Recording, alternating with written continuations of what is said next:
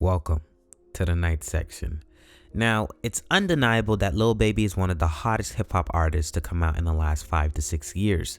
A fascinating story to say the least. Unlike the many rappers you think are from the streets, Lil Baby really is from the streets. Born Dominique Armani Jones, Lil Baby was born on December 3rd, 1994 in Atlanta, Georgia. Lil Baby grew up in the Oakland City neighborhood, which at the time until very recently was a very rough neighborhood. And he lived there with both his sisters and his mother, who was forced to make it work on her own, unfortunately, due to Baby's biological father leaving when he was only 2 years old. And it was tough to say the least. Baby's mom was struggling to pay bills, eviction notices, the whole nine. She worked in the post office after serving with the Marines. It's no surprise that a kid like Lil Baby at the time would act up. In school, most people would have described him as a troublemaker. You were a student in school. What type of student were you growing up? I ain't gonna say I was bad, but I stayed in some though. Like, get suspended for 3 days. The first day back, suspended again. I done made one of my teachers say they quit. Like my buddy over there, he was in the class with me. Like every time you come to class, it's bad. Like, give me passes to go to the gym to skip class. Like my teacher, just go to the gym. Like, if you don't never come back to my class, I'm gonna give you a C to pass you. Then that was all the way up to 9th grade. You know, middle school, nigga, bad fights or stay suspended for doing something Somewhere between the 9th and 10th grade, Lil Baby ended up dropping out, and it makes sense because growing up, he quickly realized that he was going to have to be the man of the house and help provide for his sisters and mother. So as a teenager, well, really a preteen, he started hustling. This, he describes in multiple interviews, is what quote-unquote turned him into a man. And this, of course, would take away from his schooling. Now, around this time, at 14, 15, 16, is when Lil Baby was really getting his feet wet and serious about hustling in the streets, and is when he would meet Pierre, aka P. Thomas, and later Kevin, aka Coach K. Lee, at 17, who would play a pivotal role in his career because they're the founders of Quality Control, who Lil Baby would eventually sign to. And very early, both saw Lil Baby's potential. P, having watched Lil Baby as a young guy come up in the streets and witnessing Lil Baby's eagerness and hustle to get like him, where P at the time was already hustling in the streets long before. And Coach K, who knew that there was something special about him, his authenticity, and the fact that unlike many rappers who claim to be about that life, Lil Baby was actually the real deal. Well, with Baby, all the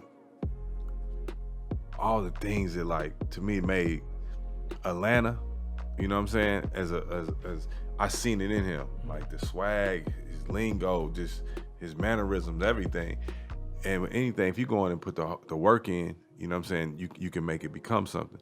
But his voice texture was good too. You know what I mean? And I always be on him man, I'm telling you, dog, if you would rap, I think you got it. You know what I'm saying? But he's a street guy. He's a street nigga.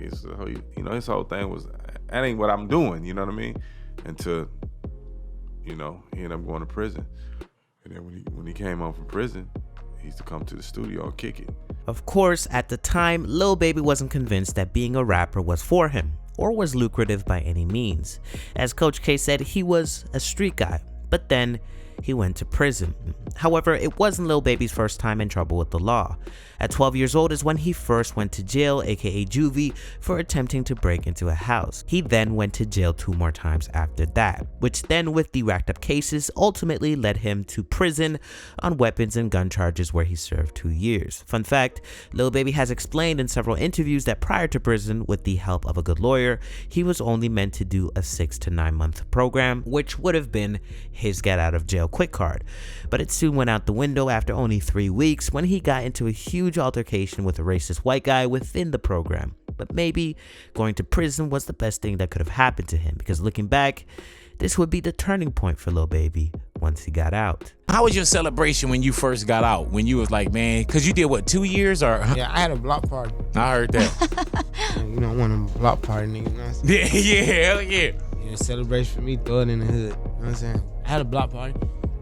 Real crazy, you know what I'm saying? I had a different vibe when I came home though, just in life period, you know what I'm saying? Cause I ain't never just took life for granted, but I actually you know, I got a second shot at life. You know what I'm saying? So I kind of came out with a different vibe. I still got the same vibe from like what I had. You know what I'm saying? Like I came home like with I don't got nowhere to go.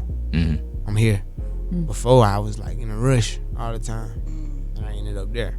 And I ain't in a rush to go nowhere because I'm where I want to be forever. With the help and encouragement of P and Coach K while in prison, planting the seeds and Baby knowing in his heart he would never want to be in the same position ever again, when Baby got out in 2016, within just a few days he was already in the studio. But as we all know by now, there is no straightforward path to success.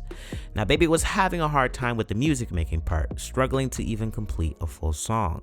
So he gave up and was convinced that perhaps this music thing just wasn't for him. Before and after prison, unfortunately, Lil Baby was still in the streets. I mean, that's all he knew, and it was guaranteed money, so that's what he was going to do. It wasn't until a couple months later, January 2017 to be more specific, is when he got re-energized and decided to push through and complete a song. Now the thing that's very unique about Lil Baby in particular is that he never had any aspirations to be a musician, and it all fell into his lap, so to speak. As we all know, others work tirelessly for years upon years to get a chance, but due to a myriad of different reasons, both intangible and tangible, they're never given the same opportunities. But with Baby, due to his reputation in the streets, his connections, and some intangible force called luck, it's as if he had the blueprint laid out all for him. All he had to do now was to decide and put the work behind it. And speaking of connections, he had artists like Young Thug and Gunna behind him. Young Thug actually helped keep him off the streets by incentivizing him to go to the studio. The other story, well, that's true though. You gave Baby money to get out the street, to rap. Just going to the hood because he like money. Back then, he wanted some money. If he can make 5,000, 10,000 every day, that's the only way he'll stay out the hood, if he can make them the same money that he making in the hood. If he just sit in the hood, he gonna make 10,000, 20,000 every day. Profit, all profit. That's 100 grand in 5 days, bro. It's gonna be hard for me to move from. It's gonna be hard for me to get from right here. It's a guaranteed 100 grand in 5 days. All profits. You know what I'm saying? So it's like, fuck. So got out of it though. Gunna would also be a help in the beginning stages of his writing career, giving him pointers on how to structure a song and how to approach a track and articulate himself properly. Fast forward to the release of Baby's debut mixtape called Perfect Timing, which dropped in April of 2017, composed of 12 tracks and features from already established and up-and-coming artists like a Young Thug and Lil Yachty. Now when you listen to Lil Baby's tracks on that project, you can hear that he was still finding his sound and his voice. And I mean, of course, since this was his first year really rapping, but you could still hear that he had the talent and the potential to really become a superstar. You heard the authenticity in his raps from songs like For You and Days Off. That year, he would also drop 3 other mixtapes titled Harder Than Hard in July, To the Hard Way with Marlo, another up-and-coming rapper from Atlanta at the time, who was also Baby's close friend, who by the way passed away in 2020. And finally, Too Hard, that dropped near the end of 2017. Not to mention, in the same year alone is when he signed to Quality Control and started his own label, 4 Pockets Full, otherwise known as 4PF. So just within his first year of really rapping, he was already flooding the market with music, dropping 4 mixtapes, and was rapidly gaining popularity, especially with the help of his breakout single Freestyle that was accompanied with a music video at the time of its release. Today, it is now certified 2 times platinum according to the Recording Industry Association of America, also known as the RIAA, and it seems as though since 2017 it's only been a steady incline ever since.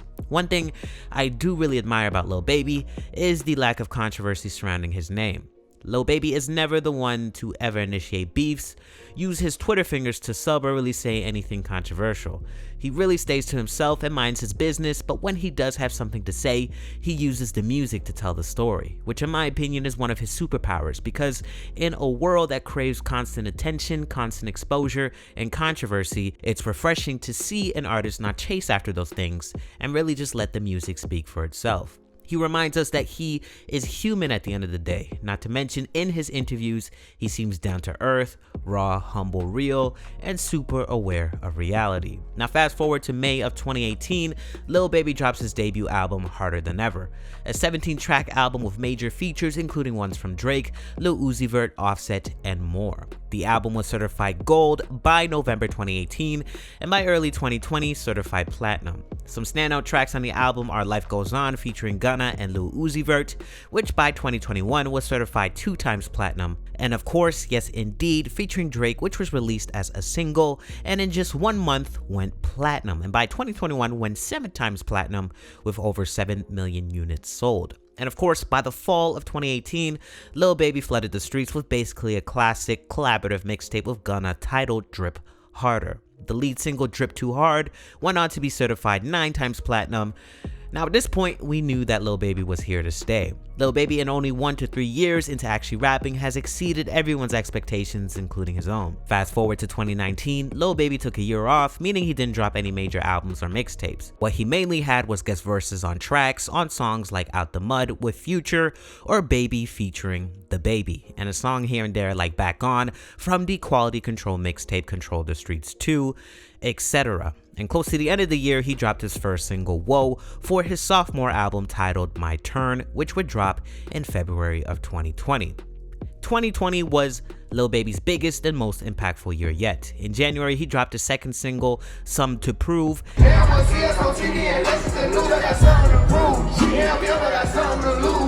And in February, he would finally release the album My Turn, a success to say the least, debuting at number 1 on the US Billboard 200. And what was special about this album in particular is that it made its rounds at number 1 again in June, after he released his career-altering song, The Bigger Picture. Now we all know that 2020 was a weird year that we're still recovering from 2 years later, and that's of course due to the pandemic. Businesses and schools were all shut down, and it was in general a scary time for everyone. A scary time for a lot of artists because they relied on touring, and when that stopped, the money would follow. They had to get creative. Since everyone was home, more people had time to be on social media, and we saw some artists taking advantage of that fact, connecting with their fans online. A lot of artists, for that reason, saw growth in their careers. But unfortunately, on the flip side, because everyone was home, things started to get more heated online due to people having more time on their hands. It was also around the time where things started to get more political, and it was evident how polarizing America was and is on multiple issues like gun control, police, and Black lives, i.e. George Floyd. Now, I'm not going to go into a great deal about what happened, but long story short, he died in late May of 2020 unjustly from police brutality. Now, this sparked outrage not just in America, but all over the world. Protests, riots, you name it. Now fast forward to June 12th of 2020, Lil Baby drops The Bigger Picture. And this was, to say the least, once again, a career-altering move. But career aside, it was a heartfelt song that you wouldn't necessarily expect from a quote-unquote trap artist. Lyrics like, quote, I find it crazy the police will shoot you and know that you dead, but still tell you to freeze. Effed up, I seen what I seen. I guess that mean hold him down if he say he can't breathe. It's too many mothers that's grieving. They killing us for no reason. Been going on for too long to get even. Or lyrics like, quote, every colored person ain't dumb and all whites not racist. I be judging by the mind and heart. I ain't really into faces, end quote.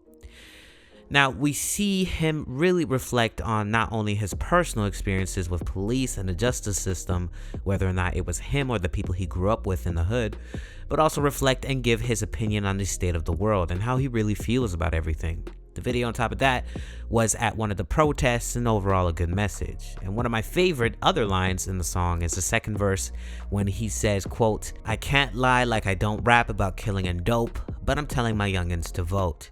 I did what I did because I didn't have no choice or no hope. I was forced to just jump in and go.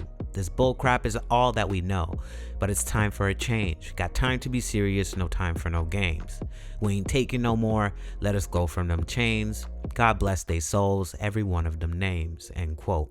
Here, we hear him actually taking accountability for some of the messaging in his music, which I think is important to acknowledge. And though he might not have a direct influence on whether or not young people, more specifically young black kids, partake in illegal activities, he does acknowledge that he might play a part. But what's important to recognize is that he is only talking about those things because it's his real life experiences. And that in real life, he's really out there trying to make a difference, hence telling the youngins to go out and vote. And as a sidebar, what I really like about Lil Baby and what makes him unique is the fact that he doesn't have any tattoos and has been pretty intentional about it.